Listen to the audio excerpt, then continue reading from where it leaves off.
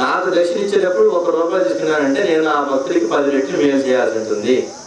అది ఇంకోటి కూడా గుర్తుపెట్టుకోమంటారు బాబా మాస్టర్ గారు. ఈ బాబా యొక్క దక్షిణ విషయం చెప్పేటప్పుడు ఏమంటారంటే, మన దగ్గర డబ్బు ఉన్నప్పుడు మన దగ్గర ₹1 ₹10 ఇచ్చినప్పుడు మనం భావం ఏంటంటే అది సద్వినియోగం అవ్వాలి. ఏది ఒక సద్గురువుకి ఇచ్చినా, ఒక గుళ్ళోకి ఇచ్చినా, లేకపోతే ఒక ఆకలికి ఇచ్చినా, ఒక కష్టంలో ఉన్నప్పుడు వాళ్ళకి మనం సాయం చేసినా కూడా ఆ సద్వినియోగం అయినట్లే. మన దగ్గర ఉన్న డబ్బులు మనకి సద్వినియోగపరచకపోతే అది దుర్వినియోగం అయినట్లే. ఈ వాక్యం మనకి కొంచెం చాలా ఈజీగా ఉందని అనిపిస్తుంది, కానీ కొంచెం లోతుగా వెళ్ళి ఆలోచించాలి. మన దగ్గర ఉన్న డబ్బు సద్వినియోగం కాకపోతే దుర్వినియోగం అయినట్లే. మన సాధారణంగా దుర్వినియోగం అనగానే మనం గుర్తు చేయాలంటే పాడు చేయడం. పాడు చేయడం ఏంటి? ఏ రేస్ కుర్రాల్లో పెట్టడం, లేకపోతే సినిమాకి వెళ్ళడం, షికారులకు వెళ్ళడం, లేకపోతే ఇంకోటి ఏదైనా పాడు చేయడం అంటే దుర్వినియోగం అంటే అలా ఆలోచిస్తాం మనం. కానీ అలా కాకపోయినా కూడా సద్వినియోగపరచకపోతే దుర్వినియోగం అయినట్లే. సద్వినియోగం అంటే ఏంటి? మంచి పనులు ఉపయోగించడం. సేవ, సద్గురు సేవ అంటే భగవంతుడు మనకి ఇచ్చాడు. ఇచ్చిన దాన్ని మనం సాధ్యం వరకు కష్టాల్లో ఉన్న వాళ్ళకి కాస్త, అలాగే ఏదైనా దేవాలయాలు ఉన్నాయి. మాస్టర్ గారు ఇంకోటి కూడా చెప్తారు, ఎవరైనా కష్టాల్లో ఉన్నప్పుడు ఆ కష్టాల్లో ఉన్నప్పుడు వాళ్ళకి ₹1 ఇవ్వడంతో పాటు వాళ్ళని సద్గురువుకి పరిచయం చేయమంటారు. ఒక లీలామృతం, ఒక గురు చరిత్ర వాళ్ళ చేతుల్లో పెట్టి వాళ్ళ కష్టాన్ని ₹1 ₹10 ఇచ్చి తీర్చడంతో పాటు వాళ్ళకి టెంపరీగా వాళ్ళ కష్టాన్ని కొంతమంది మన దగ్గర ఉండే డబ్బులు తీర్చడంతో పాటు ఈ లీలామృతం గురు చరిత్ర వాళ్ళ చేతిలో పెట్టాలి. అప్పుడు వాళ్ళు పారాయణ చేస్తారు, మనకు ఆ టెంపరీగా వాళ్ళకి కష్టము తీరుతుంది. ఇప్పుడు మనం ఇచ్చిన డబ్బు వల్ల కష్టం టెంపరీగా తీరుతుంది, తర్వాత ఆ డబ్బులు అయిపోయిన తర్వాత. అందుకని ఆ బుక్ ఇచ్చామనుకోండి, టెంపరీగా కష్టం తీరుతుంది, పర్మనెంట్ గా సొల్యూషన్ లభిస్తుంది. పారాయణ చేయడం వల్ల వాళ్ళకి ఆ పారాయణ చేసిన దాని వల్ల సద్గురు వాళ్ళకి ఏదో రకంగా పర్మనెంట్ గా ఒక సొల్యూషన్ చూపిస్తాడు. అది మాస్టర్ గారు అంటారు, ఎవరికైనా మనం సాయం చేసేటప్పుడు టెంపరీగా మనం మన దగ్గర డబ్బులతో సాయం చేయడంతో పాటు సద్గురుని పరిచయం చేయడం కూడా మనకు చాలా ముఖ్యమైనది అంటారు. అలాగే మన దగ్గర దాన్ని ఉపయోగించేటప్పుడు ఇందా చెప్పినట్టుగా సద్వినియోగపరచడం అనేది ఇంపార్టెంట్. సద్వినియోగపరచకపోతే ఆ దుర్వినియోగం లెక్క. అది మనం గుర్తుపెట్టుకోమంటారు. అలాగే కొన్ని వాక్యాలు మాస్టర్ గారు రాసిన వాటి మనం యథాతథంగా చెప్పుకోవాల్సిందే. దర్శనం అడిగేవాళ్ళు 3 రకాలు. ఈ బాధలు కలిగించడానికి దర్శనం అంటే అప్పటికి ఆ బాబా దగ్గరికి వచ్చేటప్పటికి వాళ్ళకి బాధలు లేకపోవచ్చు వాళ్ళ బాబా దగ్గరికి వచ్చేప్పటికి. కానీ ఫ్యూచర్ లో వాళ్ళకి ఏదో బాధ రాబోతుంది. ఆ ఫ్యూచర్ లో వచ్చే బాధని తప్పించడం కోసం కూడా ఆయన దర్శనం అడుగుతాడు. అది కూడా 3వ పాయింట్. ఒకటేమో మనకి ఆధ్యాత్మిక సూత్రాలను సూచించేవాడు దర్శనంలో. రెండోది, మనం ఏ దేవుడికైనా మొక్కుకుంటే ఆ మొక్కును మనం తీసుకోలేకపోతే ఆయన స్వీకరించడం ద్వారా మనం రుణముక్తం చేసేవాడు. మూడోది, మన బాధను తొలగించడం కోసం దర్శనం అడిగేవాడు. ఈ 3 గుర్తుపెట్టుకోవాలి మన బాబా దర్శించేటప్పుడు. దీనికి ఉదాహరణ లీలామృతంలో ఉంటుంది. ఒక అతను పోలీసాస్త్రం వస్తాడు, ₹50 జేబులో ఉంటుంది, కానీ బాబాకి మాత్రం బాబాకి వచ్చిన వాళ్ళు నాకు డబ్బులు లేవంటాడు. బాబా నాకు డబ్బులు లేవు, అదే పడితే ₹50 ఉన్నాయి. బాబా తెలియపోతే కదా, ఈ పడితే ₹50 నేను చూడంటాడు. అప్పుడు గొప్పకి ఇంక చచ్చినట్టు అతను తీసుకొని ఇవ్వబోతాడు. బాబా అప్పుడు కొంచెం తీసుకుని మిగతాది నీకు అవసరం అవుతుంది, దీన్ని ఉంచుకో అంటాడు. ఆ అవసరం ఎట్లా పడుతుందంటే అది తర్వాత కొన్ని చిక్కులు వస్తాయి. ఆ చిక్కులు తీసుకోవడానికి ఈ బాబా వెనక్కి ఇచ్చినటువంటి డబ్బులు ఉపయోగపడతాయి. అతను కనుక ముందే కనుక ₹50 బాబాకి ఇచ్చుంటే ఈ చిక్కులు వచ్చేయకం. ఆయన ₹50 కోరాడంటే ఆ చిక్కులు తప్పించడం కోసం కోరాడు. ఆయన నువ్వు డబ్బులు ఉన్నాయి దాచిపెట్టుకున్నావు అనమాట.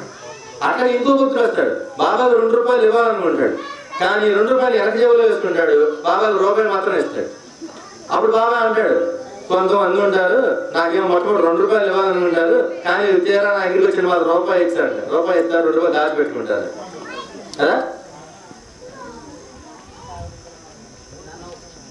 అలాగే పవిత్రులు అలా దర్శించేటప్పుడు కూడా సాధ్యమైనంత వరకు మనం అది అన్యాయంగా సంపాదించి కాకుండా న్యాయంగా సంపాదించిన దాన్ని భగవంతుడు కానీ సద్గురువు కానీ స్వీకరిస్తారంట. మనం ఇచ్చేటప్పుడు కూడా అది సాధ్యతలు న్యాయంగా సంపాదించిన దాన్ని దక్షిణగా కానీ దానంగా కానీ ఎక్కడైనా ఇవ్వడానికి మనం ప్రయత్నించాలన్నమాట. అట్లాగే కొన్ని వాక్యాలు ఉన్నాయి, యథాతథంగా చదివితేనే బాగుంటాయి. ఇప్పుడు మనకు వచ్చే అవగాహన ఇప్పుడు మనం పంచుకున్నాం. ఇప్పుడు మాస్టర్ గారు లాంటి ఆత్మజ్ఞాని రాసినటువంటి కొన్ని వాక్యాలు ఉన్నాయి. ఆ వాక్యాలు మనం పంచుకుంటే దర్శనం మీద మనకు అవగాహన ఇంకా పెరుగుతుంది.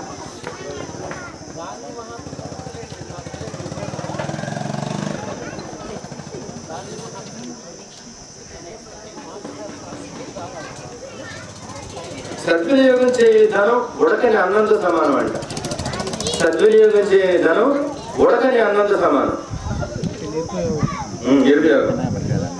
ఇది అలాగే ఒక విధమైన పుణ్యమే ఈ జన్మలో కలిమి రూపంలో ప్రాప్తిస్తుంది. కలిమి అంటే డబ్బు రూపంలో, మన సంపద రూపంలో.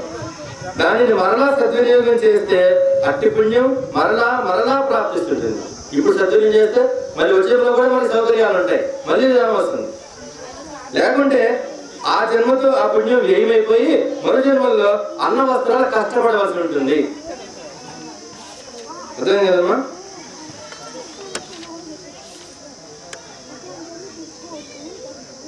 అలా ఇంకొకటి దక్షిణ విషయంలో బాబా దక్షిణ పంచేస్తాను మనకు తెలుసు కదా. ఆ దక్షిణ పంచేటప్పుడు కూడా ఆయన ఎవరు అవసరానికి తగ్గట్టుగా వాళ్ళకి అంతే అందేది. ఒకరి 35 రూపాయలు, ఒక 2 రూపాయలు, ఒక 50 రూపాయలు. అదే చెప్తాను మాస్టర్ గారు. దక్షిణ రూపంలో వారి వద్ద పోగిన ధనాన్ని వారు పంచినప్పుడు ఎవరికి ఎంత అవసరమైందో అంతే వారికి లభించేది. అటుపైన భగవనామ సంకీర్తన చేసే వాళ్ళకి, అలాగే హరికథ ద్వారా ప్రజలలో ధార్మిక బుద్ధిని పెంపొందించే వాళ్ళకి, అంటే మంచి పనులు ప్రోత్సహించారు అన్నమాట బాబా. మన యొక్క మన డబ్బులు ఏ విధంగా సద్వినియోగం చేయాలో చెప్తున్నారు.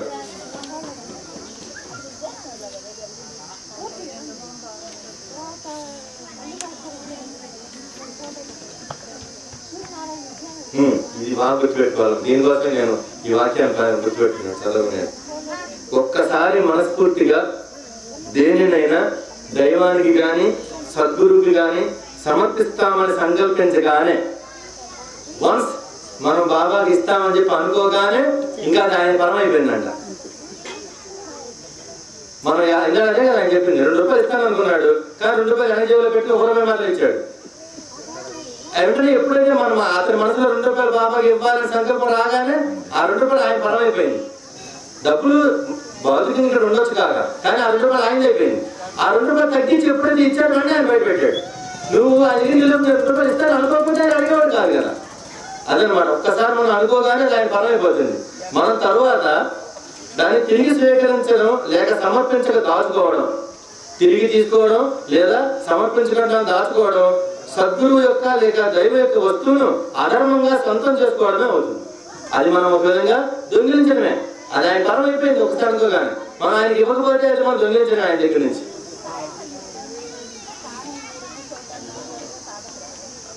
దీనికి ఉదాహరణ చెప్తారు మాస్టర్. చెన్నభద్రప్ప వీరభద్రప్ప కథ ఉంది జయరామఠంలో. ఆ కథ అందరికీ మూలం అదే కదా. ఏది మూలం? వీరభద్రప్ప తన భార్య ఇచ్చిన 2000 రూపాయలు విలువైనటువంటి నగలని తీసుకుని ఒక ఊసర క్షేత్రం, 200 రూపాయలు కూడా చేసిన ఒక ఊసర క్షేత్రాన్ని దేవుడి పేరు పెడతాడు. తర్వాత వచ్చిన అతను ఎలా పడతాడు? లోతుగా పడతాడు. మళ్ళీ ఆ కథ అంతా ఉంటుంది. అక్కడ కాదని మూలం అంటే అదే, అతను లోకత్వమే. 2000 రూపాయలు తీసుకుని 200 రూపాయలే భగవంతుడికి ఇచ్చాడు. ఆ కథ అంతా దాని మీద బేస్. అదే చెప్తున్నారు. కుదానం అధపతనానికి హేతు. కుదానం అంటే మనం ఇష్టం అనుకున్న దాన్ని ఇవ్వకుండా తగ్గించుకోవడం.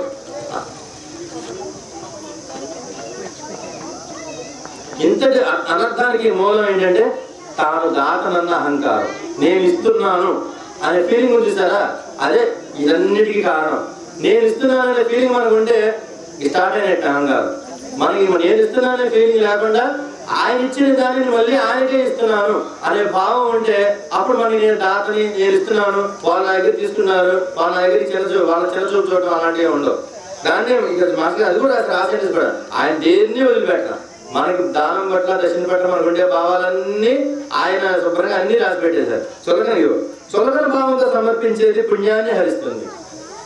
చులకన భావంతో మనం ఎవరిని ఇచ్చామనుకోండి, ఇంకా మనకి ఆ పుణ్యం రాదు, పాపం కూడా వస్తుంది. చులకన భావంతో కూడా మనం ఎవరికి దాని ఇవ్వకూడదు. అలాగే ధర్మకార్యాలు శక్తి మించి ఎలా వ్యయం చేయకూడదో, నీ శక్తికి మించే చెయ్యి, కానీ శక్తికి మించి చేయొద్దని చెప్తారు. ఎలా చేయకూడదో ఉండి కూడా ఇవ్వకపోవడం తప్పు. ధర్మకార్యాలకి ఉండి కూడా ఇవ్వకపోవడం అంతే తప్పు అవుతుంది. ఎక్కువ ఇవ్వడం ఎంత వద్దంటున్నారో నీకున్న దాంట్లో ఎక్కువ ఇవ్వమని కూడా అలా చెప్తున్నారు. ధర్మకార్య శక్తి మించి ఎలా ఏం చేయకూడదో అలానే శక్తి ఉండి కూడా స్వల్పతరంగా వ్యయం చేయడం కూడా కృపణత్వం అవుతుంది. కృపణత్వం అంటే ఇదే ప్రధానం అవుతుంది. అట్టివాడికి శ్రద్ధాభక్తులు లోపించినట్లే. ఈ చివరి ఒక్క సెంటెన్స్ చెప్పుకుని చాలా మనం ఇంకా మనం ఈ దక్షిణాధ్యాయం పోయి చేయొచ్చు. అటువంటి అద్భుతమైన పాస్పతాస్త్రం లాంటి బ్రహ్మాస్త్రం లాంటి సెంటెన్స్ వస్తుంది. ఇప్పుడు దక్షిణ విషయంలో మన భావం ఎలా ఉంటుంది చూడండి. మన ప్రేమకు పాత్రులైన భార్యా బిడ్డలకు యథాశక్తి సమర్పిస్తాం కదా, భగవంతుడు అంత మాత్రం చెయ్యడా? మన ప్రేమకు పాత్రులైన భార్య బిడ్డలకి మనం సమర్పిస్తాం కదా, భగవంతుడు అంత మాత్రం చేయడా? ఈ వాక్యం బ్రహ్మాస్త్రేనా పాత్రశాస్త్రేనా కాదా? అవునే కదా? మన బిడ్డ ఎండలో వెళ్తుంటేనే మనం వాడికి ఆటో పంపిద్దాం, 20 రూపాయలు కదా 100 రూపాయలు ఇచ్చి పంపిద్దాం. పాపం బిడ్డ ఎండలో కష్టపడిపోతున్నాడు. భార్యకి షాపింగ్ కావడానికి 5,000 కదా 3,000 10,000 ఇస్తాం, కావాలంటే పొట్టుకొని ఇస్తాం, నగలుకొని ఇస్తాం కదా, అన్నిటికీ ఇస్తాం. ఎందుకంటే వాళ్ళ మీద ప్రేమ కాబట్టి కదా. వాళ్ళతో మనకి రేపు అవసరాలు ఉంటాయి కదా. కొడుకు రేపు మళ్ళీ మనం చూడాలి, హాస్పిటల్లో పెట్టి మనల్ని పట్టించుకోవాలి, భార్య కానీ అన్నం పెట్టాలి, ఇవన్నీ మనకి వాళ్ళందరూ ఇష్టం. మనం అన్ని ఎక్స్పెక్ట్ చేస్తాం కదా. మనం లౌకిక ఎక్స్పెక్ట్ చేసే వాళ్ళకి మనం అన్ని ఇస్తుంటాం కదా. భగవంతుడు అంత మాత్రం చేయడా అని అడుగుతున్నారు మాస్టర్ గారు. మనం దర్శనం ఇచ్చేటప్పుడు దానం ఏదైనా చేసేటప్పుడు భగవంతుడు అంత మాత్రం చేయడా?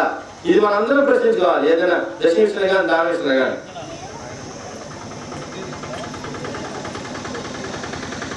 అలాగే కర్తృత్వ భావం ఇందాక చెప్పుకున్నదే, కానీ లాస్ట్ సెంటెన్స్ కర్తృత్వ భావం అంటే నేను చేస్తున్నాను అనే భావంతో మనం చేస్తే అది రుణానుబంధమై మళ్ళీ జన్మచక్రంలో అవుతుందంట. నేను ఇస్తున్నాను వాళ్ళు తీసుకుంటున్నారు అనే కర్తృత్వ భావంతో కనుక మనం కనుక ఏదైనా దానం చేసినా దక్షిణ ఇచ్చినా ఏం చేసినా సరే అది మళ్ళీ రుణానుబంధం అవుతుంది. ఎలా రుణానుబంధం అవుతుంది కదా? మనం ఎవరికైనా ఇచ్చినప్పుడు వాడికి మనం నేను సాయం చేసిన మన ఫీలింగ్ ఉంది, అప్పుడు ఏమవుతుంది? మన పుణ్యం వస్తుంది. మళ్ళీ ఆ పుణ్యాన్ని ఖర్చు పెట్టుకోవాలి కదా. ఆ పుణ్యం ఖర్చు పెట్టుకోసం మళ్ళీ జన్మెత్తాలి. లేదా ఒకవేళ మనం వాళ్ళకి ఇచ్చాము, చురగన భావం ఇచ్చాము అనుకున్నాం, చురగన భావం వచ్చినప్పుడు వాళ్ళ మీద మనకి నెగిటివ్ ఫీలింగ్ ఏర్పడుతుంది, అది పాపం అవుతుంది. మళ్ళీ పాపం ఖర్చుకొని మళ్ళీ జన్మెత్తాలి. అంటే కర్తృత్వ భావం ఉన్నంత వరకు దానం చేసినా దక్షిణ ఇచ్చినా కూడా మళ్ళీ జన్మ చక్రంలోకి లాగబడతాం మనం. అందుకే కర్తృత్వ భావం లేకుండా చేయాలంటారు. అందుకని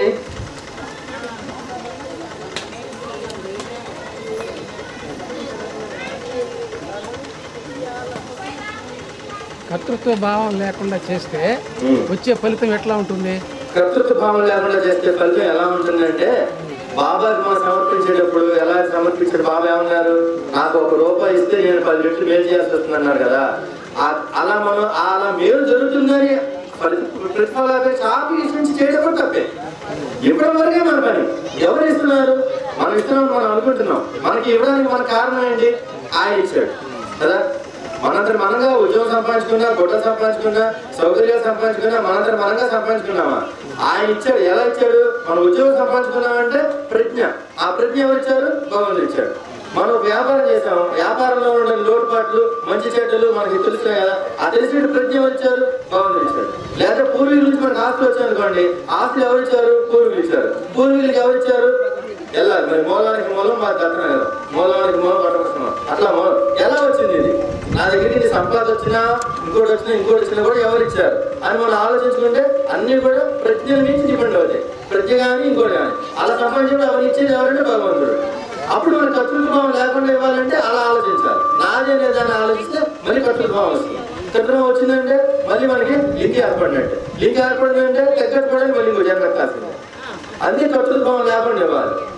నేను ఇస్తున్నాను లేదా? అందుకే ఎప్పుడైనా ఒకవేళ ఎవరు సాయం చేసిన అదృష్టి ఏమి ఇచ్చినా కూడా నేను ఇస్తుంది సాయనాథం వస్తున్నాను అనుకోవడం, సాయనాథం ఇస్తున్నాను అని అనుకోవడం. ఇస్తున్నాను అనుకునేటప్పుడు నేను ఇస్తున్నాను కాదు, ఆయన ఇచ్చిన దాన్ని మళ్ళీ ఆయనకి ఇస్తున్నాను.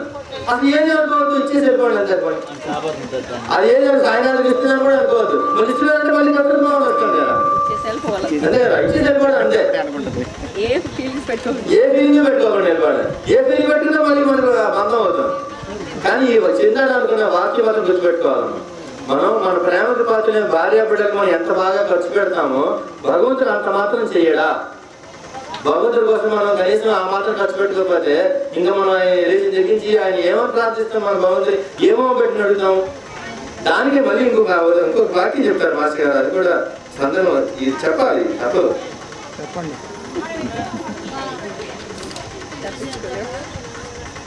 నేను చెప్పుకున్నామే బ్రహ్మాస్త్రం అని. అలాంటి అర్థాలు ఈ వాక్యాలు. అటువంటి వాక్యాలు నిజంగా మాస్టర్ గారు లాంటి ఆత్మజ్ఞాని లాంటి వాళ్ళే రాయగలరు. మనలాంటి వాళ్ళు చెప్పుకోవడానికి కూడా కష్టపడతాం ఈ వాక్యాన్ని. అందుకే చూసి చదవాల్సి వస్తుంది. ఆయన అంత కష్టపడి రాసిన దాన్ని కూడా మనం గుర్తుపెట్టుకుని చెప్పుకోలేదు, దౌర్భాగ్యలో ఉన్నాం మనం.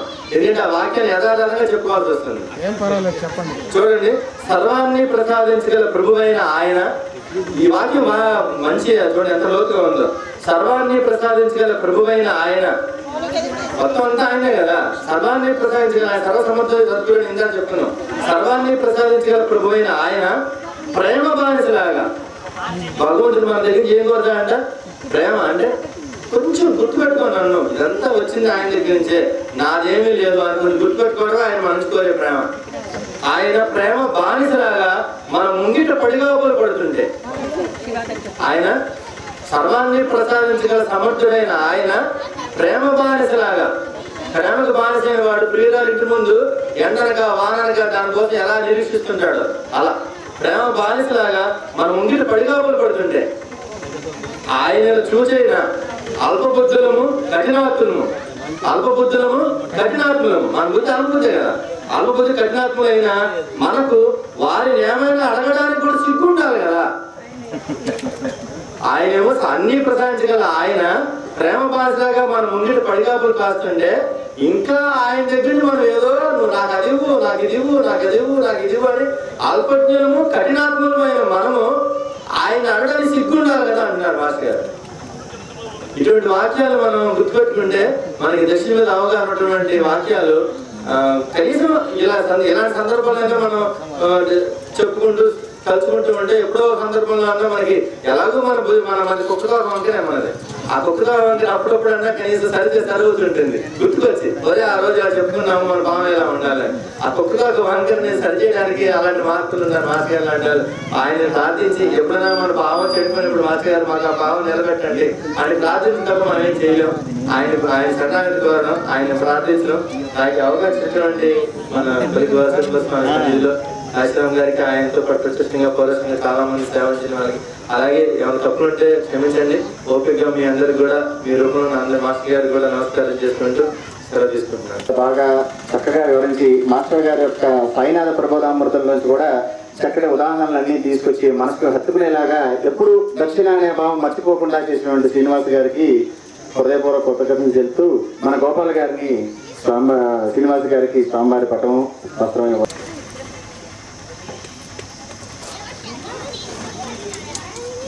తిరగండి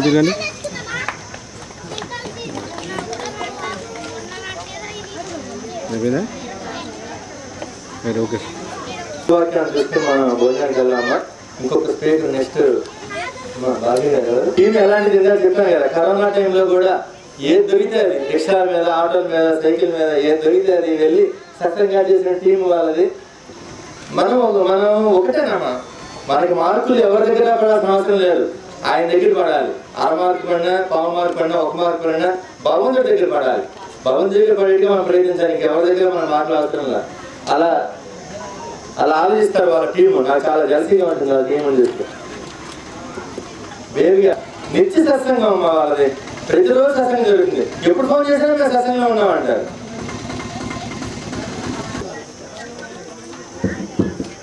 ఉపదేశాలు 2వ అధ్యాయం ఇచ్చారండి. అంటే ఉపదేశాల అనుగ్రహం అంటే ఉపదేశాల అనుగ్రహం అంటే బాబా మనకు ఏమి ఉపదేశిస్తున్నారు, ఆయన యొక్క అనుగ్రహాన్ని మనం ఏ విధంగా పొందగలం. ఈ లీలలు మొత్తం కూడా వింటుంటే మనం ఆ అనుగ్రహాన్ని వాళ్ళు ఎలా పొందారు, మనం ఎలా పొందగలగాలి అని మాస్టర్ గారు మొత్తం అంతా ఆయన అనుగ్రహం పొందింది. కానీ దాన్ని విభజించి మనకు అర్థం కావడానికి ఒక యోగుల ద్వారా ఎలా తీసుకోవాలి, ఒక్కొక్క సాధన ద్వారా ఎలా తీసుకోవాలని ఒక్కొక్క విడిగా రాశారనమాట. అమ్మ నేను తెలుసుకున్నంత మేర మాత్రమే చెప్పగలుగుతాను. మాస్టర్ గారు అంత అనుభవం ఉంటే రాశారు. ఇక్కడ రాస్తారనమాట, గురువు అనేది ఎంత గొప్పవాడు అని. ముముక్షుడైన వాడు స్తోత్రుడు, బ్రహ్మనిష్ఠుడైన గురువుని సమిధం చేత పట్టుకుని స్థాయి ఆసిపోయి ఆశ్రయించాలని ఉపనిషత్తులు చెప్పాయి. ఆ గురువు నిర్దాగ్యహోత్ర పరాయణగా కూడా ఉండాలని దీని భావం. బ్రహ్మనిష్ఠులు ఎక్కడో ఒకరైనా దొరకవచ్చు, స్తోత్రులు ఎంతలో దొరకవచ్చు, నిర్దాగ్యహోత్ర పరాయణలు కూడా ఎక్కడో ఒకరైనా దొరకవచ్చు. కానీ ఈ 3 లక్షణాలుగా సద్గురువు దొరకడం ఎంతో కష్టం. స్తోత్రుడు, బ్రహ్మనిష్ఠుడు, నిర్దాగ్యహోత్ర పరాయణలు 3 లక్షణాలు సద్గురువు దొరకడం అనేది చాలా కష్టం అన్నమాట. అంటే స్తోత్రుడు అన్ని ఏదైనా కూడా వాళ్ళు చెప్పగలరు. బ్రహ్మనిష్ట ప్రతి దాంట్లో కూడా భగవంతుని చూడగలరు. బ్రహ్మనిష్ట అనేది ఇప్పుడు కుక్క వచ్చింది దాంట్లో కూడా పరబ్రహ్మని చూడగలరు, అంత ఇష్టంగా వారికి వాళ్ళు. అది అలాగే అంటే ఇప్పుడు దానికి ఏం చెప్తున్నారంటే అలాంటి సాయినాథుడు అని చెప్తారు. అంటే ఇప్పుడు మనం ఏంటంటే ఒకటి మనం ఎలా అంటే బాబా నమ్మేమనుకో, మా పక్కన వాళ్ళు అంటారు బాబా దగ్గరికి వెళ్ళని మాకు పిల్లలు పుట్టారు అందుకని చెప్పి బాబా దగ్గర మీరు కూడా వెళ్ళండి అంటాం. అలా వెళ్ళిపోతూ వస్తాం, పిల్లలు పుట్టేస్తారో నా ఆనందపోతాం అంతే. అంటే ఆయన గొప్పతనం మనకి సాధ్యంగానే ఆయన చేయాలంటే ఆయన ఎంత గొప్పవాడు అనేది మనం ఆలోచించట్లేదు. ఇక్కడ ఆ కోరిక అయిపోయింది, అందువరకు వెళ్ళొస్తాం. అంటే మన ఆలోచన భావాలని ఎలా ఉంటుంది అంటే పక్కన ఆయన దాన్ని బట్టి ఫాలో అవుతా ఉంటాం. ఆయన ఎంత గొప్పవాడు అనేది అక్కడ ఆలోచించాలి. అందుకని గురువులు ఎప్పుడు కూడా గుర్తించాలి అన్నారు మాస్టర్ గారు. అందుకే మాస్టర్ గారు ఎంతమంది దగ్గరకు వెళ్ళారు, ఎంతమంది దగ్గరికి వెళ్ళి ఆయన ఏం తెలుసుకోవాలో, ఆయన ఎంత గొప్పవాడో తెలుసుకొని మాస్టర్ గారు 5 గంటల విశ్వ చైతన్యాన్ని గురించి చూపించారు మాస్టర్ గారు. ఆయన ఏదైతే చూశాడో మనందరూ తెలియజేశారు. ఇక్కడ ఏం చెప్తున్నారంటే సాయి అట్టివారు ఈ కాలంలో దాదాపు అలాంటి వారి సంభవం అని చెప్తున్నారు.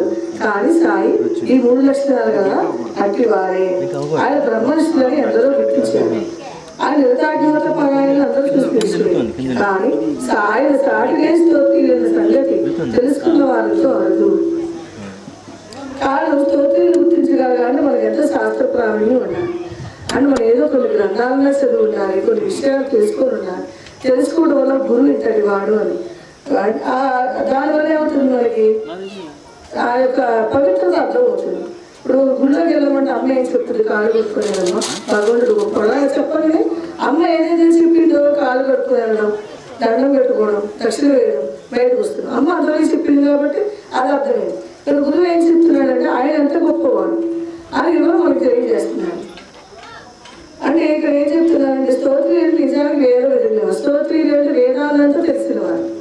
ఆ వేదం కూడా ఎవరు తెలుస్తుంది, దాని యొక్క అర్థం ఎవరికైతే తెలుస్తుందో వాళ్ళకి తెలియవస్తుంది ఏం చెప్తున్నారు అన్నమాట.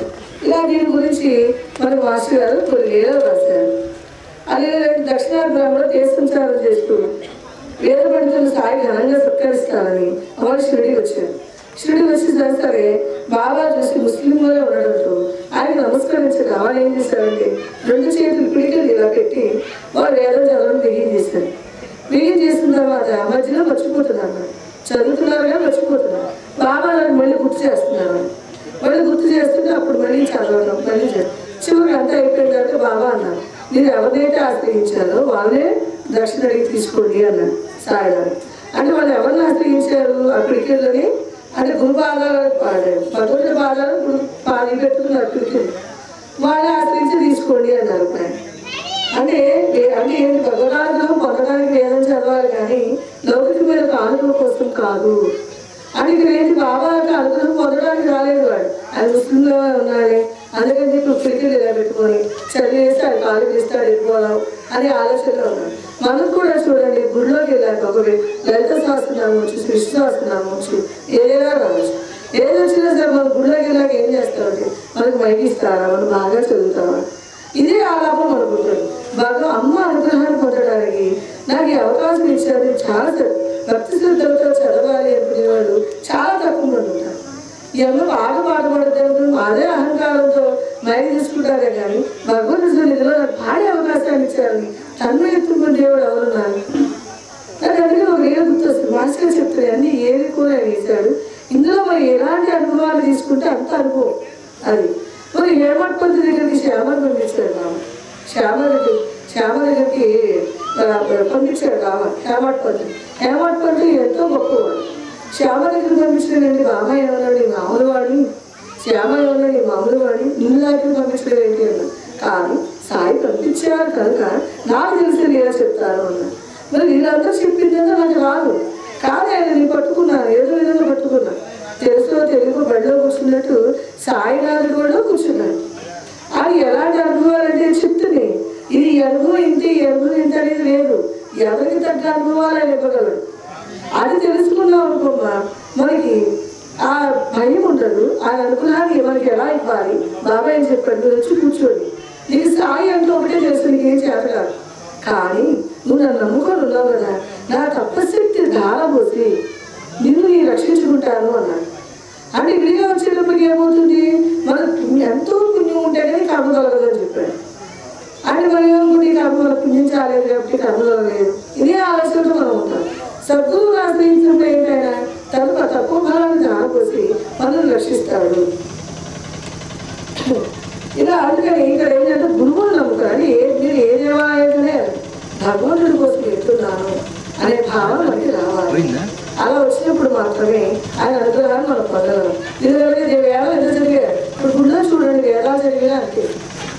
ఒక్కొక్కరు 1000 రూపాయలు అయితే వస్తాడు, తక్కువ అయితే మీరు రావంటారు, చదువుతారు, గణాపాటిగా చదివేస్తారు. ఆయనకన్నా చూసేది ఉండదు ఏది అంటే దానివల్ల భావం ఏం తీసుకున్నారు వాళ్ళు అంటే బాగా కాదు. ఎవరైనా అటువంటి స్థితిలో ఉన్నాము. కానీ ఇక్కడ ఏంటంటే భగవంతుడి అనుగ్రహాన్ని పొందడానికి మనుషుడి వెళ్ళినా కూడా నేను ఎలా వెళ్ళాలి, సాయినాథుడి కోసం వెళ్తున్నాను అనే భావం మాస్టర్ చెప్పారు చూడండి. అడిగి వేస్తే సాయినాథుడు ఆయన హృదయము అన్నారు మాస్టర్ గారు స్థితి వచ్చేటప్పుడు. అలాంటి భావాలు గుర్తుపెట్టుకొని గుడికి వెళ్ళిన ఒక పారాయణ గ్రంథం పట్టుకున్నా ఆయన అనుగ్రహం లేదే శివాలు కూడా అనలేవు చెప్పారు. ఎందుకంటే నాకు ప్రెగ్నెంట్గా ఉన్నప్పుడు బాబా ప్రతి నిమిషం ఆయన సూచనలు ఇచ్చేది. ప్రతి నిమిషాలు అంటే మోస్ట్ అయ్యేది కాదు, చాలా కష్టం. అంటే 16 సంవత్సరాలకి ఎవరు డాక్టర్స్ కూడా అలాగా అన్నారు. అలాంటి బాబా ఇస్తారు అని చెప్పారు. ఇస్తాను అని చెప్పిన మాకు ఎన్ని సంవత్సరాలైనా ఆయన ఏం మాట్లాడేది. బాబా ఫోటో ఉంటే యాక్చువల్గా ఎలా ఉంటుందంటే ఎదురు బాబా ఏం మాట్లాడుకుంటే ఎలా ఉంటుందో అదే భావంతో మాట్లాడిస్తాను. అంటే ఒకసారి చాలా చెప్పాడు ఇస్తాను అని చెప్పాడు. 4 సంవత్సరాలు వేసింది, సమాధానం లేదు. అయ్యా నువ్వు లేకుండా కూర్చున్నావు, నువ్వు ఇస్తావో నేను నమ్ముకొని కూర్చున్నాను, నేను ఎందుకు పెట్టిస్తాను నా భర్త నమ్ముకొని కూర్చున్నాను, ఇదేమో నీకు కరెక్టా అని బాబా అడిగాడు. బాబా ఆడుకోవడం నాతో ఆడుకోవడం. ఇప్పుడు చిన్నపిల్లవాడు ఎలా ఆడుకుంటాడు, నాతో ఆడుకోవడం. అలా ఎందుకంటే ఆ బాధ నుంచి విముక్తి చేసేవాడు అనమాట సద్గు సాయనాడు. అలాగే ఆ బిడ్డను తీసుకొచ్చుకుంటాం. ఈ రోజు ఆ బిడ్డ ఎందుకు చిన్నప్పుడు బిడ్డ పనికిరాదని చెప్పారు. కానీ ఈ రోజు ఒక 10th క్లాస్ ఒక సబ్జెక్టు పాస్ అవ్వడమే కష్టం. కానీ వాడు 4 సబ్జెక్టులు పాస్ అయ్యాడు, ఒక 2 సబ్జెక్టే పోయింది. అలాంటివి పాటించడం అనుకున్నాను. మాస్టర్ చెప్పారు కదా సద్గురు అనుకున్నాము 1 పాస్ అయినా గ్రేటే అని చెప్పి. అలా ఏంటంటే ఆయన కృప వాడికి ఏ జ్ఞానోపదేశం చేయడానికి అలా ఇచ్చాడు. అప్పుడు చదవాలంటే శ్రద్ధ చూసుకోవడం ఆలోచించుకోవడం చేశాడు. అంటే సద్గురు అనుగ్రహం అనేది ఎలా రకరకాలుగా ఉంటుందో దీనికి అనుభవాలు చెప్తున్నాను. అలాగే ఏంటంటే ఇలా సద్గురు పట్ల కూడా సద్గురు అనుగ్రహం అనేది సార్థకం అవుతుంది. మనకి పారాయణం చేసిన మనం ఎలా చదువుతా లౌకికంగా చదువుకుంటూ వెళ్ళిపోతాం. కానీ ఇందులో ఏది మనకి ఎక్కాలి, ఏది తెలియజేయాలని ఆయన అనుగ్రహాలు మాత్రమే మనకి తెలియజేస్తారు. అనుగ్రహాన్ని భక్తి సాధనంగా ఎక్కి రాదు. జ్ఞానేశ్వరు పారాయణ చేయడానికి ఎప్పుడు మొదలెట్టిన దేవుడికి ఏదో ఒక ఆటంకం వస్తుంది. అందుకని ఏం చేశాడు, బాబా చేతి మీదుగా తీసుకొచ్చి బాబా దగ్గరికి వచ్చి ఆయనకి ఇవ్వాలనుకున్నాడు. వెంటనే ఆయన కోరి 20 రూపాయలు తీసుకొని మళ్ళీ వెళ్ళిపోయారు. పారాయణ విషయం ఎత్తలేదు బాబా. ఇప్పుడు మరి మామూలుగా భక్తుడికి నువ్వు అనుభవాలు ఎలా పొందావు అని మరి మామూలు దగ్గరికి వెళ్ళి అడుగుతాడు. అడిగినప్పుడు మరి తక్షణం బాబా అతను రప్పించి 20 రూపాయలు దక్షిణ వసూలు చేశాడు. ఆయన మామూలు దగ్గరికి వెళ్ళి ఇలా అడుగుతున్నాడు, నీకు ఏ నెలలో జరిగింది బాబా దగ్గర తీసుకుంటాడు, నీకే ఏ అనుభవాలు జరిగింది అని ఎవరో అడుగుతున్నాడు ఆయన. అని బాబా పారాయణ విషయం చెప్పలేదు కదా, అందుకని ఏంటి ఈ టైప్లో అడుగుతున్నారు. అప్పుడు బాబా మళ్ళీ 20 రూపాయలు దక్షిణ తీసుకొని మళ్ళీ పంపించారు. మళ్ళీ వెంటనే బాబా మళ్ళీ మరణించి మరి చింగిగుడ్డల కోసం ప్రయత్నిస్తున్నాం. నేను జయసాలు ఎదురొచ్చాను కదా అని సాయాలు అంట. చింగిగుడ్డలు అంటే ఏంటి, ఎవరు అనుభవం మాత్రం వాళ్ళే చెప్తారు. చెప్తుంది నాకు బిడ్డలు ఇచ్చారు, అందులో సాయి పేరు పెట్టుకున్నా అంట. ఆయనకి ఎంత పరబ్రహ్మ స్థితి అని మాస్టర్ గారు చెప్పారు. అంత స్థితి మనం పొందలేదు. అందుకని ఎవరు తెలిసింది వాళ్ళే చెప్తూ ఉంటారు, ఈ అనుభవం ఏంటి, ఈ అనుభవం ఏంటి అని. అందుకని ఈ బాబా ఏమన్నాడు, కూర్చో. అందుకని నేను మసీదులోనే కూర్చో, నా గుడ్డ పిల్లలు ఎందుకు దొంగలిస్తావు, తల వేస్తే ఈ పద్ధతి పోలేదా అంట.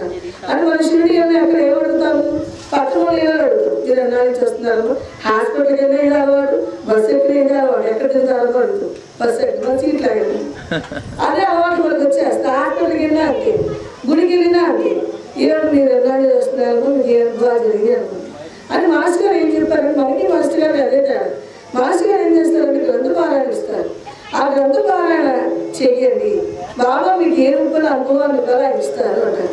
ఇక్కడ మనం ఏదో చెప్తాను, పారాయణ చేయండి, పిల్లలు పెట్టేస్తారు, పారాయణ చేయండి, ఇల్లు కట్టేసుకుంటారు అని మనం చెప్పేస్తాం. కానీ ఆ పరమపోతే ఏమవుతుంది, మనకి మనసు ఇంత భయంగా ఉంటుంది. ఏదైనా పారాయణ చేయమని చెప్పాము, పెరిగాలేదు ఇంకా మాస్టర్ గారు ఇప్పుడు మాట నేను తప్పినట్ట ఇలా భయం వేస్తుంది. అక్కడ మాస్టర్ గారు అది చెప్పారు, పారాయణ చేస్తే సాయి అనుగ్రహాన్ని పొందుతారు, మీకు ఏం చేయాలో బాగా చెప్తారు. అది ఆయన చెప్పారు. ఇక్కడ మనం ఏంటంటే పారాయణ చేసి నీళ్ళు కట్టుకుంటారు, 7 సప్తాహాలు చేసిన పని అయిపోద్దని చెప్తారు. ఎప్పుడు కూడా మనం అర్హాతీగా మనం చెప్పకూడదు. వాళ్ళ చేతుల్లో భగవంతుడు బాగా మాస్టర్ రాశారు. మాస్టర్ మీరు ఏదైతే చెప్పారో ఆ గ్రంథాన్ని మా చేతుల్లో పెడుతున్నాము. వాళ్ళకి ఏదైనా కావాలో అదేదో చెప్పిస్తారు. అది మాత్రం మనం గుర్తుపెట్టుకోవాలి. అందుకని సద్గురుముఖం ద్వారా సాయి అనుగ్రహం పొందాలి కానీ వారిని వీరిని ఆశ్రయించకూడదని వారి భావం. అందుకని వారిని వీరిని మనం ఎవరిని ఆశ్రయించకూడదు. కూడా ఏమంటారు, నీ బాబా బంగారు బిడ్డలు చేయించారు, నా పని అయిపోయిందంట. మనం చేయించగలమా? బంగారు బిడ్డలు చేయించాడు, బిడ్డలు ఇచ్చారు, నాగేవారు ఇస్తారు అనుకోండి. అప్పుడు మనం 10,000 లేదా వాడు బట్టలు ఇచ్చారు అనుకోండి. ఇలా కానీ ఇందులో ఈ పారాయణ గ్రంథం జరిగినప్పుడు ఇంతమంది రకాలు, ఇంతమంది భక్తులు ఎలా పిలిచారు, భగవంతుని ఎలా పిలవాలి అనేది మనకి తెలియాలంటే గ్రంథం ఒకటి మనం చేయాలి. వారిని మీరు నలగొడుగు తెచ్చారు, రాకపోతే ఇంకోటి తెచ్చుకోండి. సముద్రంలో ఉన్నవాడిని బాబాను పిలిస్తే 48 గంటలు సముద్రంలో మునిగి తేలుతూ ఉన్నాడు. సాయి అనుగ్రహంలోనే బాబా వచ్చి రక్షించాడు. దుర్గా బాబు పడిపోతుంటే బాబా రక్షించారు. అంటే ఎలా రక్షించారు? ఆ టైంలో కూడా మనం పిలిచారు. మనమేమనుకుంటామంటే శివుడికి వచ్చింది ఇచ్చాడు, మధురాలు పెట్టాడా, పిలవడానికి కూడా మనం అంగీకరించు. ఎందుకంటే ఆ తత్వం మనకు తెలియదు. మన భావం ఎలా ఉండాలి అంటే చివరిదాకా నిలబడి ఉండాలి, చివరిదాకా అదే నిలబడి ఉండాలి. అందుకని మనం ఏంటంటే భావాన్ని ఎప్పుడైనా ముందుకు వచ్చామంటే 48 గంటలు చెప్పాడు, 48 గంటలు చివరి క్షణం దాకా ఎదురు చూస్తూ ఉండాల్సిందే. గురువు ఏది చెప్పినా ఏది చేసినా. ఎవరి సంస్కారాలు చేయడం ఉపదేశం వారికి ఇవ్వడమే సద్గురు యొక్క ప్రత్యేకత. లెక్కకు మించిన గ్రంథాలు ఉన్నాయి, ఎన్నో గ్రంథాలు ఉన్నాయి మోసం ఇచ్చేవి. కానీ ఎంత వైద్య గ్రంథమైన సముద్రుడైనా వైద్యులతో సమానం కాదు కదా. ఎన్నో గ్రంథాలు ఉన్నాయి, ఎన్నో గ్రంథాలున్నా మనకి సాయినాథుడు అంటే ఎవరికి ఏది సరిపోతుందో అది సద్గురు ఇవ్వగలడు. ఇప్పుడు బాబా ఉన్నాడు అమ్మా, శ్యామ విశ్వాసనామం జరుపుకోమన్నాడు. ఇంకోటి భాగవత చదువుకోమన్నాడు. విజయానందుడు ఏం చెప్పాడు, ఆయన భాగవత గ్రంథ పారాయణ 3 రోజుల్లో చేయని చెప్పాడు. అని ఒక్కొక్కరికి ఒక గ్రంథాన్ని ఇచ్చేయాల వాళ్ళు ఏది ఇప్పుడు ఇదేమిటి కాదు జ్ఞానేశ్వర పారాయణ, ఆయన జ్ఞానేశ్వర పారాయణ ఇచ్చాడు. అని ఎవరి సంస్కారానికి తగ్గట్టు గురువు ఇస్తాడు.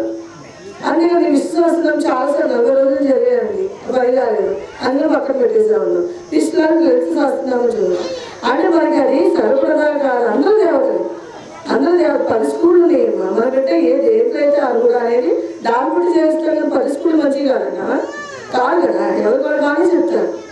అలాగే అందరూ దేవతలు అన్ని చోట్ల పనులు అవుతాయి. కానీ మనం ఏ దేవుడి సంస్కారం, మన సంస్కారాలు సరిపడా సద్గురు మనకు ఏది బోధిస్తారో అదే మనకి ఈ బోధన ప్రకారం మనం వెళ్ళాలి సద్గ్రంథ పఠనాన్ని. అందుకని ఏం చెప్తున్నా ఎంత వైద్య గ్రంథం మీద సమర్థులైన వైద్యులతో సమానం కాదు కదా. రమణ మాస్టర్ ఇంటికి ఒకసారి వెళ్ళారు, ఎవరు మనోడు బ్రిటిష్ మీదకి వస్తున్నారు. ఎందుకంటే అప్పుడు ఆయన ఏమన్నారంటే 40 రోజులు విశ్వాసనామం చేయండి వాళ్ళు వెళ్ళిపోతారు అన్నారు. అలాగే 40 రోజులు విశ్వాసనామం చేస్తారు, వాళ్ళు బ్రిటిష్ వాళ్ళు వెనక్కి వెళ్ళిపోయారు. అంటే ఏం చూడండి, అంటే సద్గురు ఏది ఏ గ్రంథం అయితే చదవమని చెప్పారో మనం చేసుకుని అంటే అని ఇప్పుడు శ్యామ దాసుకుని మహారాజు నేను తీర్థయాత్రకి వెళ్తున్నాను బాబా, ఈ కృప కావాలి అన్నాడు. సరే వెళ్ళన్నాడు. అది దక్షిణ సమర్పించని సాయంగిరికి బాబా ఏమన్నాడు, వేసిన దక్షిణ చెందిందిరా అన్నాడు. ఎందుకంటే ఆయన అనుకున్నంతే వెళ్ళాడు. ఇప్పుడు మనం ఏదైనా వెళ్ళాం అనుకో, ఏ ఊరు వెళ్తే బాబా అడిగేస్తామా అక్కడ మంచిదంట, పనుంటంట, ఇక్కడ ఏదో బాగుందంట, ఇక్కడ దత్తాత్రేయుడు 3 తలలు ఉన్నాయంట, అక్కడ దత్తాత్రేయుడు ఒక తలేనంట, ఆళ్ళ రప్పల్లో వాళ్ళు ఉన్నారంట. ఇలా అనుకుని మనం ప్రతిదీ కూడా మన ఆలోచన భావంతో మనం వెళ్ళిపోతాం ఎక్కడికి వెళ్ళినా సరే. కానీ సద్గురువు చెప్పేదాకా మనం వెళ్ళకుంటుంటే ఉత్తమ స్థాయికి తీసుకెళ్తారు. గేటింగ్ చేయాలి, ప్రతిదీ కూడా గేటింగ్ చేయాలి. ఏంటంటే బాబా అనుకున్నాను సంపూర్ణంగా మనం పొందుతున్నామా లేదా అనేదానికి మనం ఉండదు. 100 మంది అనుగ్రహాలు, ఒక సద్గురు అనుగ్రహాన్ని పొందితే సృష్టిలో అందరూ అనుగ్రహాన్ని పొందినట్టే. మాస్టర్ గారు బాబా అనుగ్రహాన్ని పొందారు, సృష్టిలో ఎంతమంది గురువులు ఉన్నారు అందరికీ పొందినట్టే కదా ఆయన, ఎంతమంది పొందలేదు ఆయన. అలాగే మనం కూడా సద్గురు యొక్క అనుగ్రహాన్ని మనం పొందినట్లయితే అందరి యొక్క అనుగ్రహాలు, ప్రతి జీవి అనుగ్రహాలు కూడా మనం పొందగలుగుతాము. ఇదే మనం గుర్తుపెట్టుకోవాలి. కాగా ఈ రోజు భాగవతం చదవరాదా అన్నారు. కానీ నాకు సంస్కృతం రాదు అన్నాడు విమోద్. పర్వాలేదు, ఈ మసీదాలు నేర్పుతుంది చదువు అన్నాడు సాయినాడు. కానీ కొంతకాలం దీక్షిత జోగ పండితులు కూడా జటిలమైన శ్లోకాలు వివరించగలిగారు. పాండిత్యం గురించి అతను అహంకారం తలెత్తిందేమో, కొన్నాళ్ళ తర్వాత అతను ఇతరులకు చెప్పేది మనం అని ఏంటి 4 రోజులు చెప్పాడు ఆయన 10 రోజులు చెప్పాడు ఆయన గ్రంథం చదవడమే రాదు గ్రంథం చదవడం రాకపోయినా అందరికీ తాను నేర్చుకున్నాడు ఇతరులకు చెప్పడం కూడా చెప్తున్నాడు ఆ చెప్పినప్పుడు ఏమొచ్చింది అహంకారం వచ్చింది అందుకే మామయ్య ఉన్నాడు నలుగురు చెప్పడం మన వల్ల మనకి ఎందుకు అతనితో అహంకారం కొన్నాళ్ళ తర్వాత ఏమన్నాడైనా ఇతరులకు చెప్పేది మనం ఎవరం దానివల్ల మనలో అహం పెరుగుతుంది అందుకని వద్దు అన్నాడు సాయనాడు అనేటప్పటికీ ఇంకా ఆయన ఆగిపోయాడు అలాగే దాస్కర్ మహారాజు తిట్టాడు దాస్కర్ మహారాజు ఏం చేస్తే దాస్కర్ మహారాజు తాడికి ఈ సారాస్త్ర విషయంలో ఒక సమస్య ఆయనకు అర్థం కాకపోతే వాడు గురువు గారు అంటారు ఇది ఎవరు చెప్పలేదు అంటారు కానీ ఆ సాయినాథుడు ఉన్నాడు ఆయన చెప్తాడు అన్నాడు చెప్తాడు అంటే సరే ఆయన చెప్పడానికి నమ్మకం మీద బాబాకి తెలియదు బాబా ఏమన్నాడంటే దీక్షితో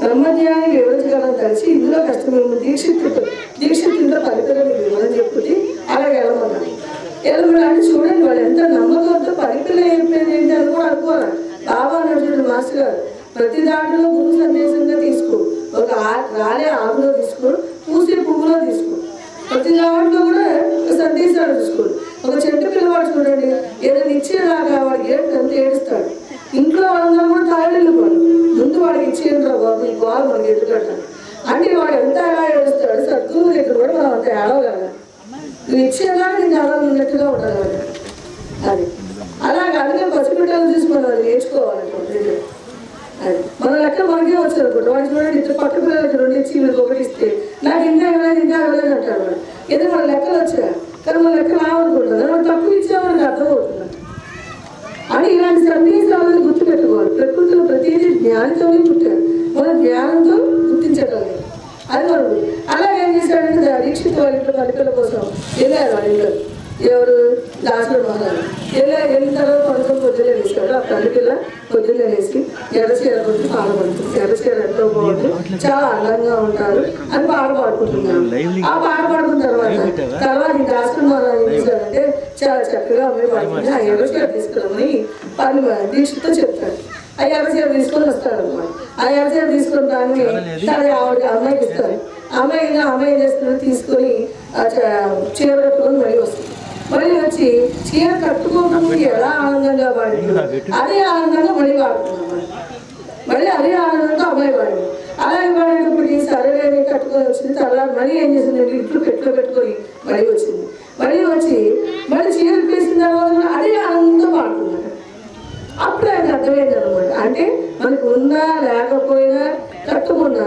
3 ఒకే దశలో ఉండాలి మన ఆలోచన 3 ఒకే దశలో ఉండాలి అందుకని మా బాగా చూడండి ఎంత తేలిగ్గా మనకి అవగాహన తీసుకొచ్చారు అని ఇప్పుడు చూడండి మనకి వస్తువు కట్టుకున్నప్పుడు ఒకలా ఉంటాము లేకపోతే మన ఫీలింగ్ ఒకలా ఉంటుంది పెట్టులో పెట్టాక ఒకలా ఉంటుంది అమ్మయ్య పెట్టులో పెట్టింది అనుకుంటా కట్టుకున్నాక అదో కాదు అని ఇక్కడ బాబా ఏం చెప్తాడు 3 దశలు ఒకేలా ఉండాలి 3 దశలు ఒకేలా ఉండాలి ఉన్నా లేకపోయినా మనకి అది పెట్టులో పెట్టుకున్నా సరే అని ఏంటి కదా బాగా చూడండి మనం అంటే ప్రతి వస్తువు చాలా గొప్పగా చూసుకుంటాం అది భగవంతుడు తప్ప మనం ఏదైనా చేయగలం చూడండి దేవాలయానికి వెళ్ళామమ్మా ఎంత కావాలని మనం తీసుకోవట్లేదు తక్కువ తీసుకుంటారు శాతం తక్కువే వస్తుంది బాబా దగ్గరికి అందుకే అంటారా మరి బాబా దగ్గరికి వెళ్ళే పారాయణం చేస్తాము పారాయణం చేసిన తర్వాత నాకు ఈ కోరిక తీర్చుకుని బాబా అడుగుతాం సరే అంటాడు బాబా అంటే నీ తపశక్తిని ఎంతో ఒక పారాయణ గ్రంథం చదవడం అంటే నీ తపశక్తిని ధార నుంచి చదువుతున్నావు ఒక చిన్న కోరిక ద్వారా దాన్ని అయిపోతున్నావు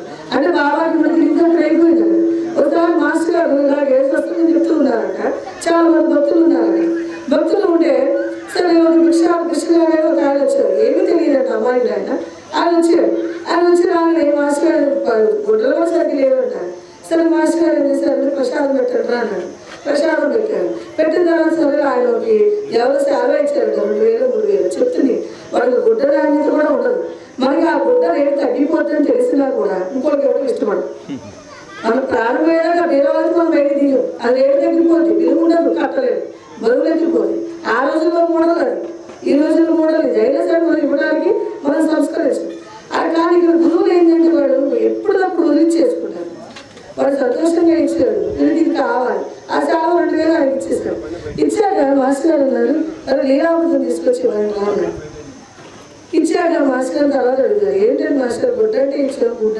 తిండంటే పెట్టావు, మరి నీలా ఉంటే ఎందుకు ఇమ్మన్నారు అంటే వాడు అంటే అప్పుడు పిచ్చిగా ఉన్నాడు, ఆయనకేం తెలియదు. బాగున్నప్పుడు సాయి లేకపోతే చదివాను, అందుకని పుస్తకం ఇవ్వన్నాను అన్నాడు.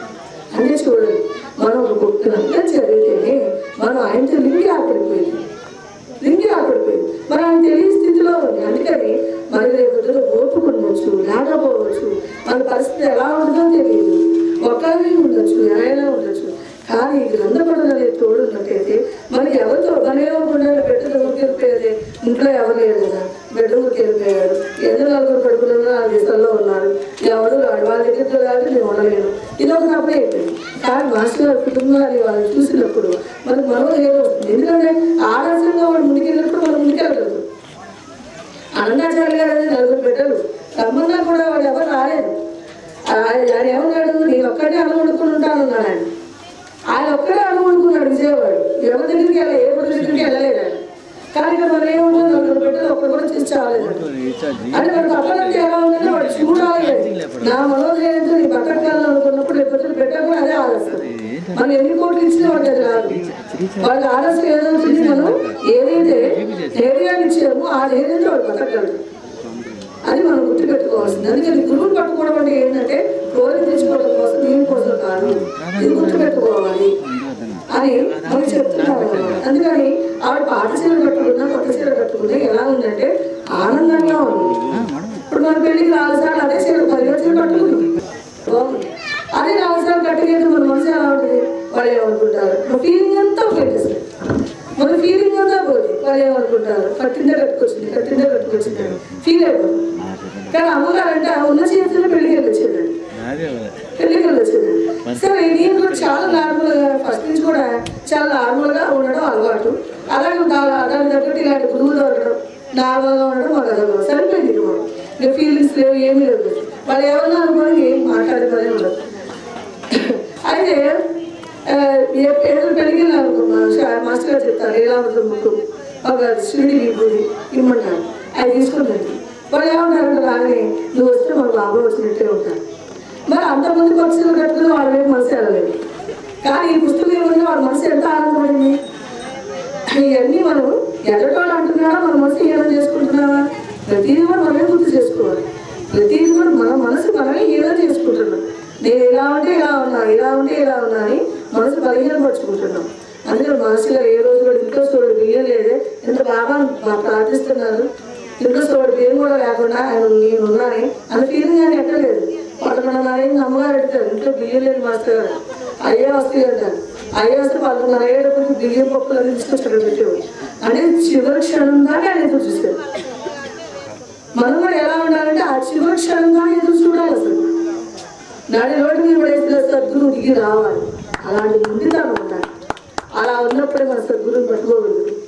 మీరు ఎన్ని ఇల్లు కట్టుకోవాలో మనకు వల్ల కాదు, ఎక్కడ ఇల్లు చూపించిన బాబా తెలియదు. ఇప్పుడు ఉన్నీళ్ళు అయితే అది సరే బాబా దానికి ఒప్పుకున్నాను, శంకుస్థాపన అయిన రోజు బాబా ఆ గుట్టలో దిగి అవన్నీ సరి చేసుకొని మళ్ళీ ఇల్లు కట్టారు కూడా ఆ ఇంట్లో అటు చూపుతుంది అని ఉండేవాడు. అంటే ప్రతిదీ కూడా ఎలా ఉంటుందంటే నా మనసు బాబా వేరు నేను వేరు అని అనిపించదు. మన మనసు ఎలా ఉండాలో దాన్ని చెప్తున్నాను. ఏదో స్వామి దగ్గరికి వచ్చాము, నువ్వు వేరు నీవు 2 పూలు పెట్టారు, కోలను తెచ్చా, కొబ్బరిగా కొట్టాడు, సరే అంటాడు. అదే కనుక మన ఆత్మీయులు వస్తే అని తీసుకొస్తావా, నీ దగ్గరికి రాలని వచ్చారు, పరుగుపురుగు వస్తారు. ఏ కాయ పూలు చూడండి మన దగ్గర టైపింగ్లో దిగుతారు, లోపలికి వచ్చేస్తారు, బండిలో తాగేస్తారు. అంటే మనకు ఆ ప్రేమ ఎందుకు వచ్చింది అంటే మన పుట్టిండు, మనోళ్ళు, మన తెలిసినోళ్ళు, ఆ భావన మనకి ఎలా ఉంటుంది, ఆనందంగా ఉంటుంది. అదే వాళ్ళు సద్గురువు దగ్గరికి పూజ తీసుకుంటే ఇంటి పూలు తయారు తీసుకెళ్ళే భక్తులు ఉంటారు, ఇలా ఆప్యాయంగా ఉన్న భక్తులు ఉంటారు, రకరకాల భక్తులు ఉంటూనే ఉంటారు, అన్ని రకాల భక్తులు ఉంటారు. ఇలా ఏంటంటే మన సద్గురువు దగ్గరికి వెళ్ళినప్పుడు మరి ఎలా ఉండాలి, ఎలా చేయాలి కూడా మనకి ఇలా. అందుకని ఇవన్నీ ఏంటంటే ఈవిడ ఎలా ఉందో మనం కూడా ఆ పాత చీర కట్టుకున్నా పచ్చ చీర కట్టుకున్నా ఎలా ఉండాలని ఇలా మనసు నిలబడిపోయి ఉండాలి సద్గురువు దగ్గర. అందుకే ఇదివరకు మేము చాలా మోసుకొచ్చేవాళ్ళండి, ఇప్పుడు మాత్రం ఏది మోసుకున్నాం. నాలో మార్పు రావాలి. క్షణం ఎలా ఉంటుందో తెలియదు, ఎవరి దగ్గర ఎవరు ఎక్కడ ఏది లేదు. గుడ్డలు చూసి ఆహ్వానించేవాడు లేకపోతే నా ఏదైనా జరగాలని తెలియనప్పుడు దూరం అవుతారు. మరి ఆచారం రకరకాలు రోగాల ఆచారం సద్గురువుని పట్టుకున్నప్పుడు మనసు స్థాయి నిలబడుతుంది. అసలు సత్యాన్ని వాళ్ళు తెలియజేస్తారు. అందుకని ఇక్కడ రూపాయి ఉందా లేదా అని కాదు, రూపాయి ఉందా లేదా అని దగ్గర దగ్గరకు వచ్చినప్పుడు ఉండదు. ఇప్పుడు ఇంతమంది ఉన్న గోపన్న గారు చూసినప్పుడు నాకు చాలా ఆనందం వస్తుంది. ఎందుకంటే మాస్టర్ గారి గురించి వాళ్ళు చెప్పగానే చాలా ఆనందపడతాను. అదే హరిగారు కూడా స్థలం లేదు, బ్యాలెన్స్ లేదు, కానీ మాస్టర్ గారు అంటే చాలు ఏం గొప్పగా చెప్పేస్తాడు అని. మరి అదే ఆస్టర్ గారు చూసినప్పుడు కూడా అదే అనిపిస్తుంది. ఆయన మనసు ధైర్యం ఉంది. ఎంత ఇంత పరిపాలన చేస్తున్నాడంటే ఆయన నేను చెయ్యలేను అనేది లేదు ఆయన దగ్గర. ఎందుకంటే నేను చెయ్యగలను అన్నప్పుడు 100 మంది నుంచే పెడతాడు ఆయన, 100 మంది నుంచే పెడతాడు. అది ఇప్పుడు ఒక ఆవిడ కృష్ణమాచారి గారి దగ్గరికి వెళ్ళాలంటే ఎలా ట్రైన్ టైం అయిపోతుంది, ట్రైన్ టైం అయిపోతుంది అని స్వామి ట్రైన్ టైం అయిపోతుంది వెళ్ళాలి వెళ్ళాలి ఆవిడ అనుకుంటుంది. అందులో గబగబా వచ్చింది. వచ్చే స్టేషన్లో వచ్చేటప్పుడు బండి అప్పుడే ఎక్కింది పెరిగేది. వెళ్ళాక కృష్ణమాచారి గారు అన్నారంట, అమ్మా నీ ఒక్క దాని కోసం బండి అంతా ఆపాల్సి వచ్చింది అంటే చూడండి భగవంతుడు ఎలా ఆపుతాడు. మనం ఏమనుకుంటామంటే ఎవరో వెళ్ళా ఎక్కేసాం కాబట్టి బండి వెళ్ళింది అనుకుంటాం. అంటే ప్రతిదీ భగవంతుడి వల్ల ఈ బండి ఎక్కారు, భగవంతుడి వల్ల ఈ నమస్కారం చేసుకున్నారు. అయితే ఇలాంటి వాడిని నమ్ముకొని ఎంత గొప్ప వాడు. మంత్రి మన ఇంటికి వచ్చి కాఫీ తాగితే 100 సార్లు చెప్పుకుంటాం, ఫోటో ఫ్రేమ్ పెద్దలు పెట్టుకుంటాం. కానీ మన ఇంట్లో ఆలోచనలో మనం ఉండలేకపోతున్నాం. ఇప్పుడు సద్గురు సాయినాథుడు ఒక నమస్కారం చేస్తే ఆయన ఏం చెప్పారు, 30 దేవతలకు నమస్కారం చేసినట్టు వేసింది. అని ఇప్పుడు మనం గోకర్ణ వెళ్తున్నా ఉన్నాం, లగేజ్ రిజర్వేషన్స్ బస్సులు అన్నీ మాట్లాడుతుంది. ఎంత ఆనందం ఉందంటే గోకర్ణ వెళ్తున్నా గోకర్ణ అసలే దర్శనం చేసుకున్నాక ఏం చెప్పారు గోకర్ణ గురుచరిత్రలో గోకర్ణ క్షేత్రం దర్శనం చేసుకుంటే బ్రహ్మహత్యా పాతకాలు 1,00,000 రెట్లు తగ్గుతాయి అని చెప్పారు. అవునా, అది చెప్పారు. మరి గురుచరిత్రలో రాస్తారు. కానీ ఇక్కడ సాయినాథుడు శ్రీహారతుల తెల్లవారుజాము ఏం చెప్తాడు, ఎవరైతే నా ముఖదర్శనం చేసుకున్నారో కోటి బ్రహ్మహత్య పాతకాలు కూడా పోయింది. నువ్వు లగేస్తా దగ్గర వేస్తా దగ్గర లేవని నువ్వు ఉన్నావు, నీ చక్రం ప్రకారం నా జీవితం గడుస్తుంది అని ఒక్క నమస్కారం చేసుకొచ్చాను. ఎంత ఈజీగా ఉంది, మనకి ఈజీ పని ఇష్టం లేదు. ముందు తిరగాలి, తిరగాలి, పరుగు పెట్టాలి. పరుగు పెడితే అక్కడ ఏం చూసావో మనకు అర్థం కాదు. చివరికి వచ్చినప్పుడు ఓపికలాగా వెళ్ళిపోయి వెళ్ళలేకపోతున్నాను అనుకుంటాను. కానీ నిజభక్తి కలిగి ఆగినప్పుడు అది లెక్కాలి. నిజభక్తి కలగాలి. భగవంతుడికి అర్థమైపోతుంది నిజంగా వచ్చారో దొంగ మార్గదర్శనంలో వచ్చారో అర్థమైపోతుంది. ఎందుకంటే వెంకటేశ్వర దగ్గరికి ఒక ఆవిడ కాళ్ళు ఎప్పుడు వస్తుంది అని ప్రతి వారం వెంకటేశ్వర దగ్గరికి దర్శనం చేసుకుని వస్తున్నాడు. నెల్లూరు దర్శనం చేసుకుని వచ్చిన తర్వాత ఒక రోజు ఇంటి పని మీరు కుదరలేదండి. కుదరకపోతే స్వామి నువ్వు ఎక్కడే పోయా అక్కడ ఉన్నావు, ఇంట్లో ఉన్నావు, అందుకని ఇంట్లో చేస్తున్నాను ఏమైతే ఉన్నాను. అప్పుడు ఆ రేపు కలవబడి అంటే ఇది వారం లేనా, ఇవాళే ఉన్నానా, గుడిగా అన్నాడు. అంటే చూడండి అది అలాగా. అందుకని ఇక్కడ ఏంటంటే బాగా చెప్తారు అన్నమాట. కొద్దిగా కులాలు చదువు ఇలా బాగా చెప్తారు. అంటే ప్రతి ఇల్లు ఇలా ఇంట్లో తీసుకోవడం మనకి టైం అనేది. ఎందుకంటే ఆనందంతో చెప్పుకోవడమే నాకు ఇష్టం. ఇక్కడ ఏమేమి ఉన్నాయి అనేది నాకు తెలియదు. అందుకని అంటే రుచిగా కోరి కులాలు చదివేటప్పుడు కుటుంబ పాటలు పడతాయి. అది కులాలు చదువుతున్నాడు, కులాలు చదువుతున్నాడు, కుటుంబ పాటలు పడుతున్నాడు. బాబా దగ్గర కూర్చొని చెప్పాను ఇందాక అని ఏ గ్రంథం ఇస్తే ఆ గ్రంథం చదువుకోవడమే, ఆ గ్రంథం చదవడమే. కానీ కులాలు చదువుతున్నాడు, కుటుంబ పాటలు పడుతున్నాడు. బాబా ఏమన్నా చెడులు ప్రయత్నిస్తున్నావా అంటే సరే ఎలా మధ్యాహ్నం చదువుదర్శనం చేయిస్తాడు స్థాయిలో. అంటే నేను పక్కన గురువున్నప్పుడు ఏ గ్రంథాలు పట్టుకోకుండా ఆయన బట్టి ఆయన ఎదురు కూర్చో మౌనంలో కూర్చోడు. మాస్టర్ గారు అని చెప్పారు దక్షిణామూర్తి తప్పు కూడా ఆయననే ఉందన్నాడు. నువ్వు మౌనంగా కూర్చుంటే నేను ఎటు తిప్పాలని తిప్పుతాడు ఆయన. నువ్వు కూర్చోవాలన్నా కూర్చోలేవు, కూర్చోవాలన్నా కూర్చోలేవు. ఏ పొలపు చెప్పా ఆ పొలపు చెప్తాడన్నమాట. అలాగే అందుకని ఆ దర్శనం ప్రసాదించిపోతే ముందుగా ఆయన చెప్పాడు అన్నమాట సాయినాథుడు. ఇలాగా చాలా ఉన్నాయి. మళ్ళీ చదువురే ఒక అరగంట భోజనం చేద్దరు, మళ్ళీ అరగంట మళ్ళీ మీరు రావాలి. మనం భోజనం చేసి వచ్చుకున్నాం. ఇంకా చాలా ఉన్నాయి మనకు తెలియాల్సినవి. చూసారు ఆవిడ గోకర్ణ మీరు ఒక మాట అన్నారు, ఎక్కడో గోకర్ణ అని మనం మాత్రం అన్ని సత్తులు పరిగెత్తాము, ఎక్కడికైనా చివరికి మళ్ళీ వచ్చేది ఇక్కడికే కదా. అది తెలుసుకుంటే మనం ఎక్కడికి వెళ్ళాల్సిన అవసరం లేదు కదా. గుడిచేతలో ఉంది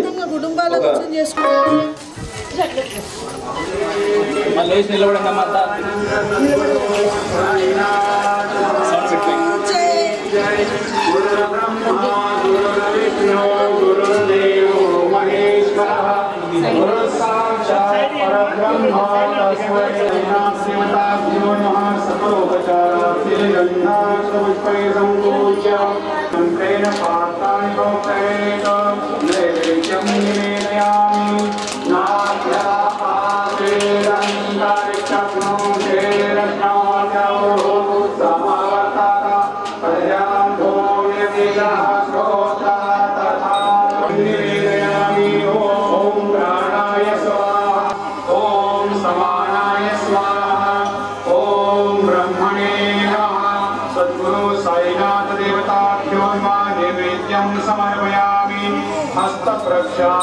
समर्पयामि मुखप्रक्षालनं समर्पयामि करोद्वर्तनार्थे चन्दनं समर्पयामि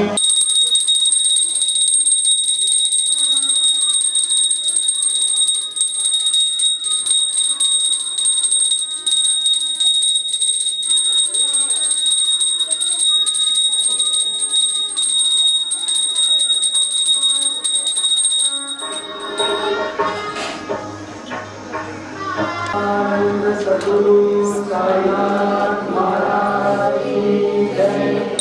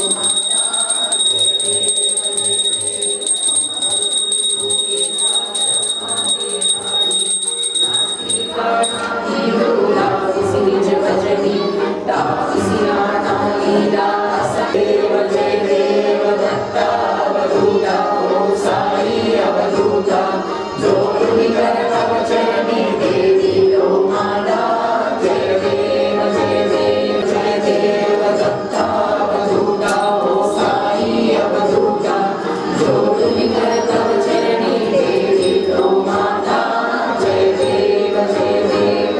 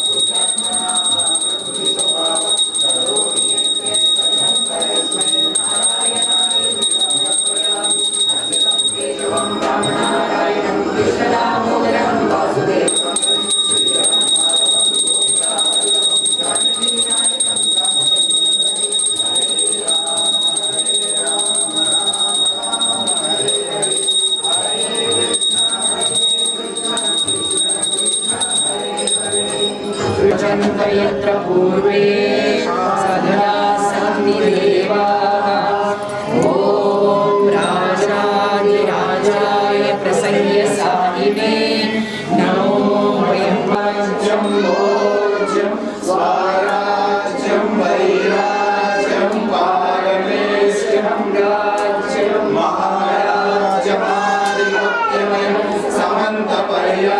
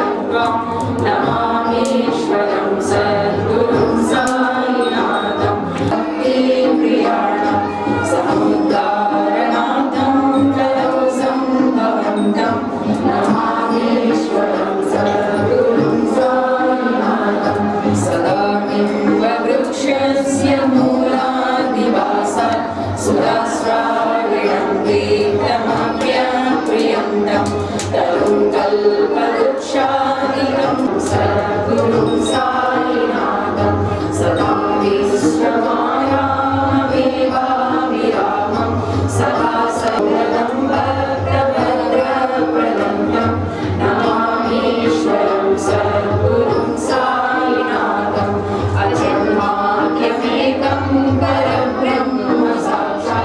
स्वयं संभवं राममेवावतीर्णं भवद्दक्षिणासं मुनितप्रभोहं नमामीश्वरं सद्गुरुं साईनाथं श्री साईश कृपानिधे रघुराम सर्वसिद्धिप्रदायितोऽस्मि प्रभो श्री साई परेशपादकमला नारायणशरण्यं मम साईरूपधरावतमं तप्तकामयुधध्रुवं प्रभुं नाययोपदचित्तशुद्धये चिन्तयाम्यहमवर्णिशुभा सरस्वांशुप्रतिमं प्रकाशं कृपापत्रं तव साईनाथबुद्धो उपासनादैरसाईनाथ स्तवैर्मयोपासनिनास्तु तस्त्वं रमेर्मणो मे तव पादयुग्मे वृन्दो यदाब्जे मकरं प्रलुब्धा अनेकजन्मार्जितपापसंशयो भवेर्भवत्पादसरोजदर्शनात् क्षमस्व सर्वान् अपराधपुञ्जकान् सत्रिकसायेष्व सर्वोपरामि श्रीसायिनाथचरणामृतमूलचित्ता तप्तादसेवनवासकञ्चनभक्त्या संसारजन्मवितो भवेयास्ति कैवल्यधाम परमं समवाप्नुवन्ति संवापराधं विदितममनुवा सर्वमेव क्षमस्व जय जय करुणादे श्री प्रभो साईनाथ श्री सच्चिदानंद सद्गुरु साईनाथ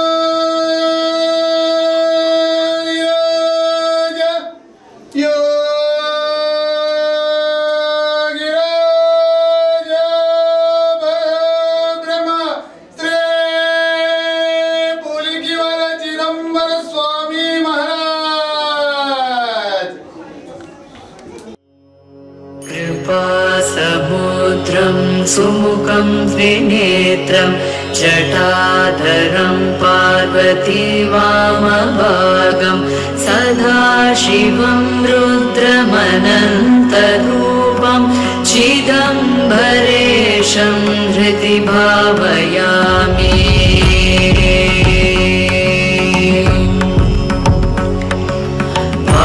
वाचामतीतं फणिभूषणाङ्गं गणेशतातं धनस्य मित्रं कन्दर्पनाशं कमलोत्प्रकाशं चिदम्बरेशं हृदि भावयामि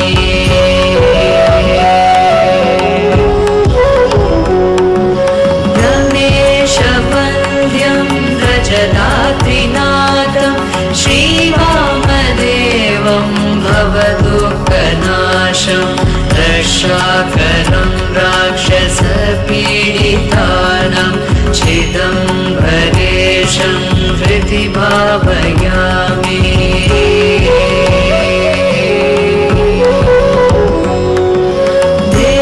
देवादिदेवं जगदेकनाथं देवेशवन्द्यं शशिकाण्डचूडं गौरीसमेतं कृतवेङ्कटक्षं चिदम्बरेशं हृदि भावयामि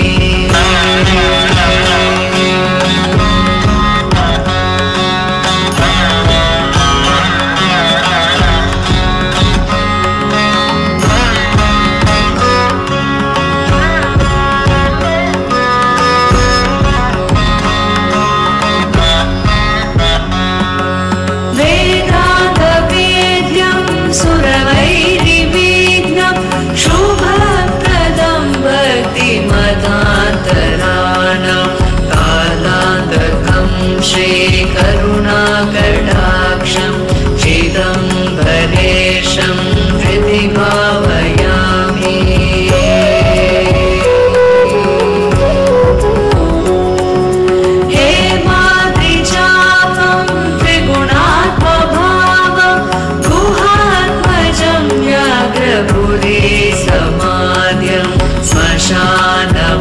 कैलासं वृषवाहनादं चिदम्बरेशं हृदि भावयामि